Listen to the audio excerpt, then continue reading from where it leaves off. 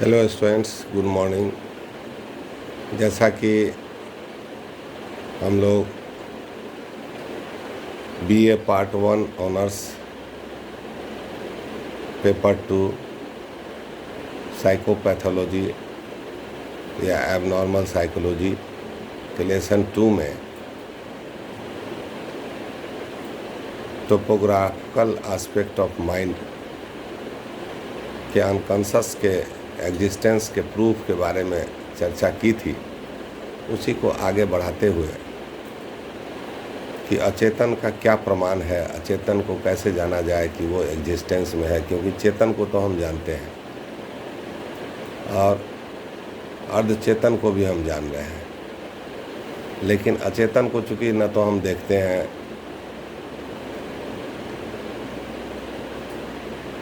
न उसके बारे में कोई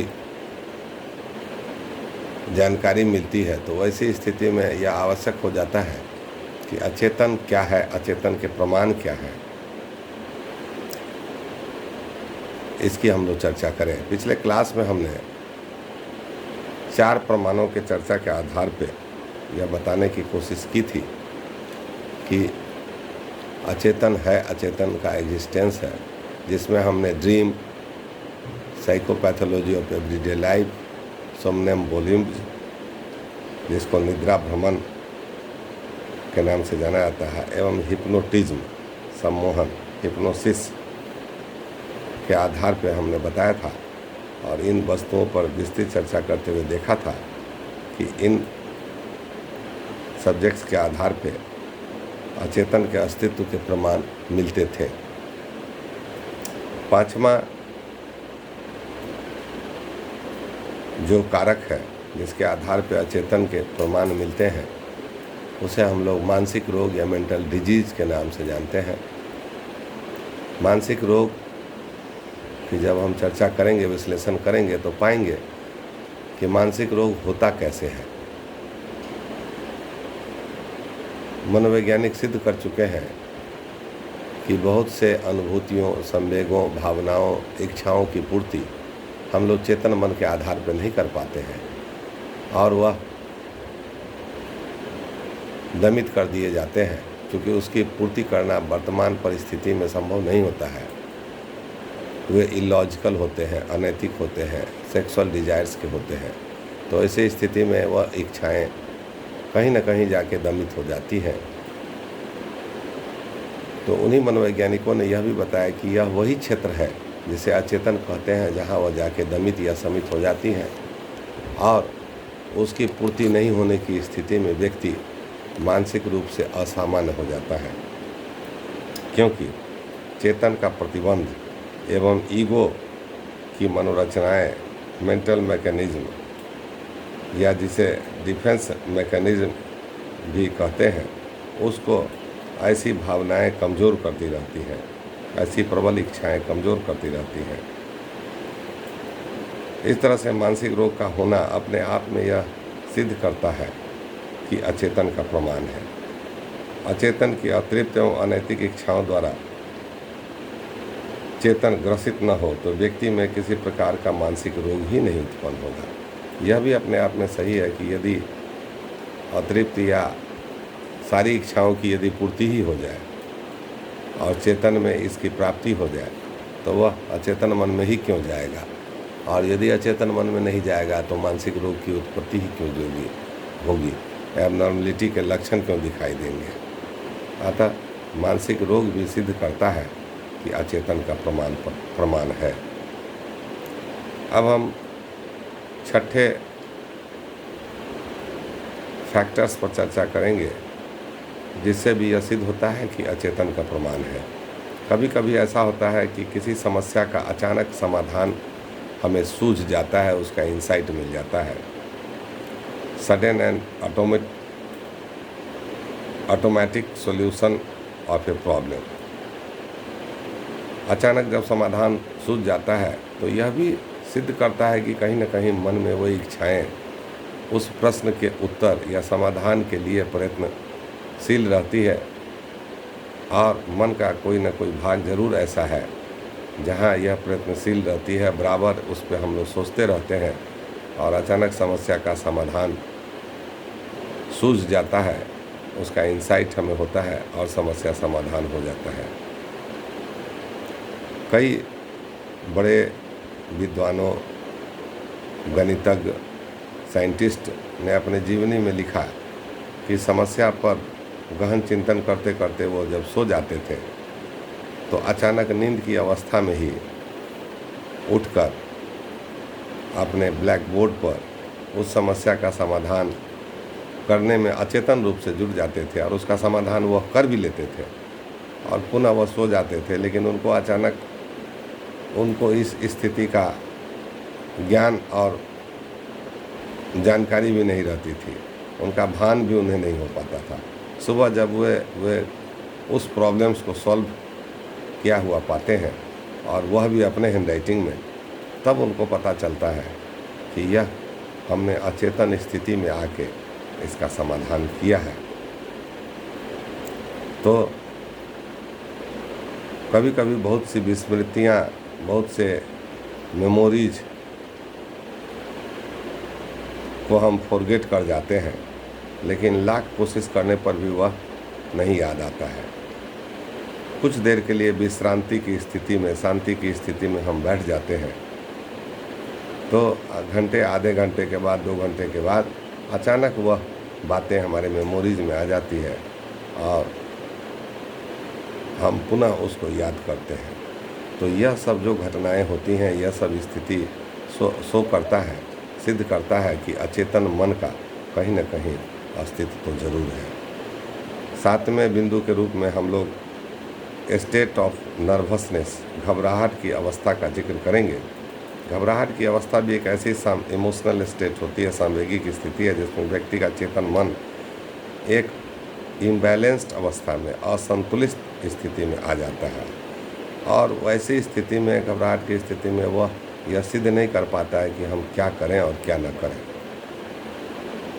व्यक्ति कुछ ऐसी विचित्र बातों को बतलाता है जिससे अन्य व्यक्तियों संग अपने आप में भी वह घबराहट की स्थिति में ऐसी ऐसी बातें बताता है कि अपने आप तो वह आश्चर्यचकित हो ही जाता है, बल्कि उसको सुनने वाला या देखने वाला व्यक्ति भी, सामने वाला व्यक्ति भी आश्चर्य में पड़ जाता है। तो सवाल उठता है कि घबराहट की स्थिति में ऐसी विचित्र बातें वह क्यों करता है।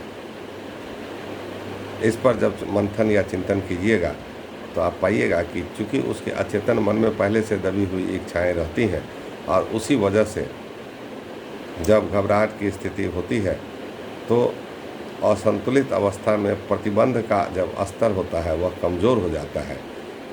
जब उसका ईगो कमज़ोर पड़ने लगता है तो वैसी स्थिति में, घबराहट की स्थिति में अचेतन की भावनाओं को वह व्यक्त कर देता है। तो इससे भी अचेतन के अस्तित्व का प्रमाण मिलता है। 7वां है कि ठीक उसी समय पर नींद का टूटना जब हमें उसकी ज़रूरत होती है। अक्सर हाँ देखा जाता है कि सुबह में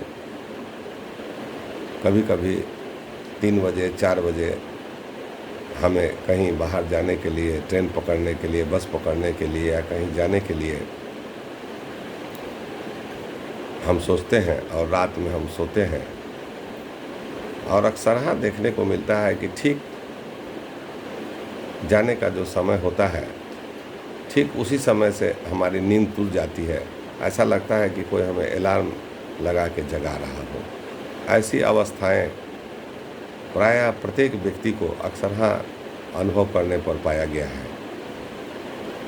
तो नींद की अवस्था में चूँकि चेतन मन तो निष्क्रिय रहता है, पैसिव रहता है, तो आखिर कौन सी स्थिति है जो गाइड करती है कि इतने बजे हमको उठना है। तो जब चेतन मन निष्क्रिय रहता है तो स्पष्ट हो जाता है कि कोई न कोई मन जरूर है, कोई न कोई चेतन मन के अलावा पार्ट जरूर है जो हमें वह निर्देशित कर रहा है कि इतने बजे उठना है। तो इससे भी यह स्पष्ट होता है कि वह और कोई नहीं बल्कि अचेतन मन है, अनकॉन्शियस माइंड है, जो हमें निर्देशित करके ठीक उसी समय उठा देता है या उठने का संकेत देता है जब हमें ज़रूरत होती है। इससे भी अचेतन के अस्तित्व का प्रमाण मिलता है।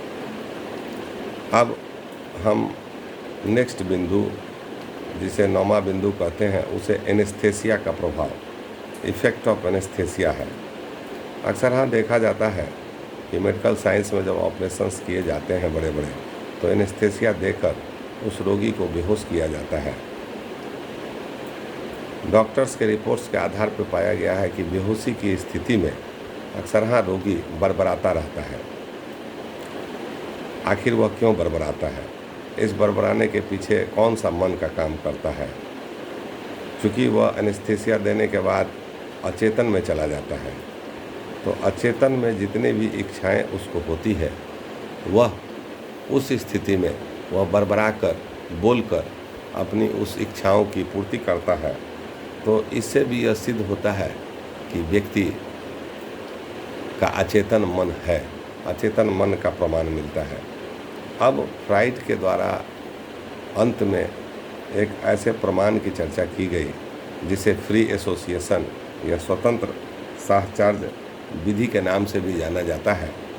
फ्राइड ने हिस्टीरिया के रोगियों के इलाज करते करते, मानसिक रोगियों के इलाज करते करते अचेतन इच्छाओं के बारे में पता लगाने के लिए इस विधि का व्यापक प्रयोग किया था और इसके आधार पर बताया था कि यह एक ऐसी विधि है जिसको टेक्निकली अच्छे ढंग से संचालित करने पर रोगी अपने भावों का, इच्छाओं का, भावनाओं का, घटनाओं का और जितने भी विचार होते हैं, मेंटल कॉन्फ्लिक्ट्स होते हैं जिसे संघर्ष कहा जाता है, उसका इस विधि के सही संचालन के उपरांत रोगी फ्रीली अपनी भावनाओं को व्यक्त करने लगता है।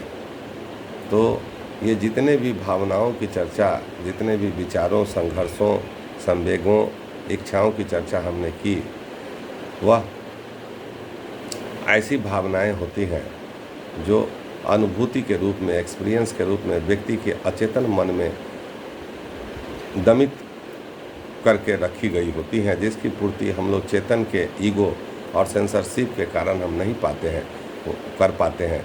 वैसे ही इच्छाएं वहाँ पर दमित या समित रहती है और फ्री एसोसिएशन मेथड के द्वारा उन्हीं इच्छाओं को हम पुनः जागृत कर सकते हैं। और मानसिक रोग के इलाज में फ्राइड ने इसे काफ़ी सहायक माना और एक लेटेस्ट टेक्निक के रूप में यूज किया। आज का मनोविज्ञान भी इसे अपनाता है। तो सवाल उठता है कि जब फ्री